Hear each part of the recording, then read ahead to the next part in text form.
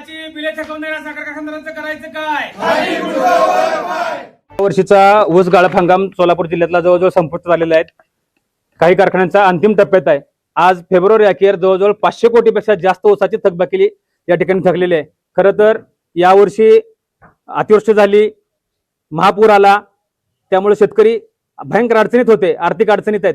वर्षभर घाम गाळून पिकवलेलं एकमेव ऊसाचं पीक शेतकऱ्याच्या हातात आलं होतं.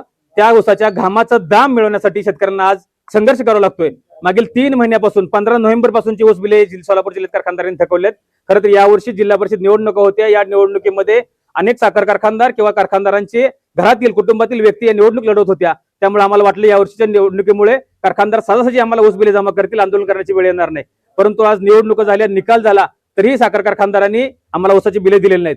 खरं तर शेतकरी भयंकर आर्थिक अडचणीत आहे. शेतकऱ्यावर आत्महत्येची वेळ आलेली आहे आणि आज 500 कोटीपेक्षा जास्त रक्कम या ठिकाणी या कारखानदाराकडे थकलेली आहे. दुसऱ्या बाजूला हे जे साखर संचालक आहेत, या महाशयांना आम्ही सोमवारी निवेदन दिलं होतं की आम्ही शुक्रवारी या ठिकाणी आंदोलन करणार आहेत.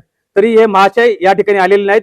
हे अत्यंत निष्काळजीपणा आहे. यांच्या निष्काळजीपणामुळे, यांच्या काम चुकारपणामुळे या सोलापूर जिल्ह्यातील शेतकऱ्यावर आत्महत्येची वेळ आलेली आहे. संबंधित अधिकारी सुद्धा कारवाईची मागणी आज आम्ही करत आहोत. कारण याच जिल्ह्यात असणारा एक गोकुळ कारखाना आहे, त्या कारखान्याने मागील वर्षाची शेतकऱ्यांची ऊस बिले दिले नसल्यामुळे त्या कारखान्यावर साखर आयुक्तांनी आरसीची कारवाई केली होती. महसूल विभागाने त्याला सील केलं होतं. तो सील केलेलं असताना सुद्धा त्या कारखानदारांनी तिचं सील तोडून त्या ठिकाणी यावर्षी गाळप केले. जवळजवळ 2-2.5 लाख टनापेक्षा जास्त गाळप करून या जिल्ह्यातील शेतकऱ्यांना त्या ठिकाणी 2-2.5 लाख टनाचा पैसा जर काढला तर जवळजवळ 50-60 कोटी रुपये त्या ठिकाणी बिल त्याचं थकलेलं आहे. आणि ह्या सर्वसामान्य शेतकऱ्याच्या या नुकसानीला जबाबदार कोण?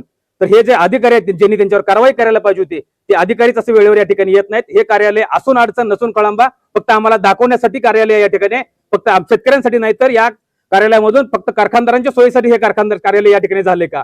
कारखानदारांना पुण्याला जाऊन परवानगी आणण्यापेक्षा या ठिकाणी त्यांच्या कार्यालय देता येतील म्हणून हे कार्यालय का? या ठिकाणून सर्वसामान्य शेतकऱ्याला न्याय मिळायला पाहिजे होता, पण तो मिळत नाही. आज आम्हाला जोपर्यंत या शेतकऱ्यांचे संपूर्ण ऊस बिले जमा करतात, कारखानदार जमा करणार नाहीत किंवा या अधिकारी या कारखानदारावर कारवाई करणार नाहीत आणि ह्या अधिकाऱ्यावर सुद्धा कारवाई करण्याची आम्ही साखर आयुक्तांनी मागणी करणार आहे. जोपर्यंत त्यांच्यावर कारवाई होणार नाही तोपर्यंत आम्ही या ठिकाणी उठणार नाही, ही भूमिका आम्ही या ठिकाणी घेतलेली आहे. आम्ही स्वाभिमानी शेतकरी संघटनेच्या माध्यमातून आदरणीय राजू शेट्टी साहेब असतील, आमचे जिल्हाध्यक्ष विजूताई रणदिवे असतील, यांच्या नेतृत्वाखाली आज आम्ही या ठिकाणी साखर संचालक आष्टेकर साहेबांच्या ऑफिस खाली आम्ही आंदोलन करतोय. संघटनेच्या वतीने सोमवारी निवेदन दिले. आष्टेकर साहेब आज आम्ही शेतकऱ्यांसोबत माळशिरस, बार्शी, सोलापूर, पंढरपूर मधून या ठिकाणी उपस्थित राहिलो. तुळजापूर मधून सुद्धा या ठिकाणी शेतकरी आले, परंतु हे अधिकारी आले नाहीत. माझी फडणवीस सरकारला विनंती आहे, तुम्ही शेतकऱ्याच्या अजून आत्महत्या, अजून ह्या ऊस बिलातून किती घेणार आहे? किती शेतकऱ्यांचं रक्त शोषणार आहे?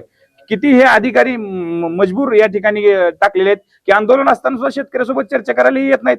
आम्ही आमच्या संसदेचा अंत संपलेला आहे. आम्ही आज आमच्या जर प्रश्नाचं या ठिकाणी आमच्या थकीत ऊस बिला संदर्भात जर आम्हाला आज नाही उत्तर भेटलं किंवा नाही आमच्या पैशाचं काय तडजोड आली तर हे कार्यालय असून या ठिकाणी उपयोग काय? म्हणून या कार्यालयाची आम्ही रांगोळी केल्याशिवाय या ठिकाणी आम्ही उठणार नाही. एवढीच या ठिकाणी आम्ही शेतकरी संघटनेच्या व आमच्या शेतकरी बांधवाच्या वतीने ताठर भूमिका घेऊन आम्ही आज ठिकाणी लढायच्या असून मरण्यासाठी सुद्धा आम्ही तयार आहोत. एवढीच या ठिकाणी आपल्या मीडियाच्या माध्यमातून तुम्हाला सगळ्यांना विनंती करतो की तुम्ही महाराष्ट्रभर या फडणवीस सरकार असेल, अजित पवारांचं सरकार असेल किंवा एकनाथ शिंदे साहेबांचं सरकार असेल, हे तुमचं सरकार आमच्या शेतकऱ्याच्या धोरणाच्या विरोधात आहे का? हा खरा प्रश्न या ठिकाणी आमच्या सगळ्या सामान्य शेतकऱ्याच्या तरुण पोरांना पडत आहे. म्हणून माझी विनंती आहे की तुम्ही सगळे मीडियाच्या वतीनं तुम्ही या ठिकाणी आमच्या शेतकऱ्याच्या प्रश्नासाठी